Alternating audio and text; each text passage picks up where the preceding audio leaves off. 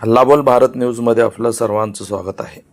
सोलापुरातील कंबर तलावात दुपारी 3 वाजण्याच्या सुमारास 2 दिवसापासून बेपत्ता असलेल्या एका 55 वर्षीय इसमाचे शव पाण्यात तरंगताना त्या ठिकाणी उपस्थित लोकांच्या निदर्शनास आले. सदर घटनेबाबतची माहिती पोलिसांना देण्यात आली. याबाबत मिळालेली प्राथमिक माहिती अशी की कंबर तलाव परिसरात फेरफटका मारण्यासाठी आलेल्या नागरिकांना एक शव पाण्यात तरंगत असल्याचे निदर्शनास आले. नागरिकांनी पोलिसांना या घटनेबाबतची माहिती दिली. घटनास्थळी पोलीस दाखल झाले.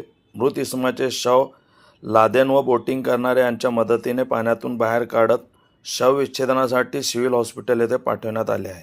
त्यांच्या जवळील आधार कार्डावरून त्यांची ओळख पटवण्यात आली असून त्या मृत इसमाचे नाव चांदसाब शेख, वय 55 वर्षे, राहणार नई जिंदगी, सोलापूर असे आहे. चांदसाब शेख हे कंबर तलाव परिसरात फळ विक्रीचा व्यवसाय करत होते.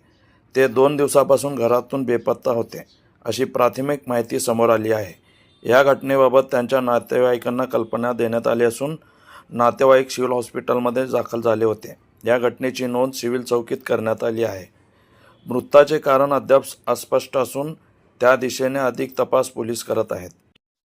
आपल्या शहरातील ताज्या घडामोडी पाहण्यासाठी हल्लाबोल भारत न्यूजला सबस्क्राईब करा आणि बेल आयकॉन प्रेस करा.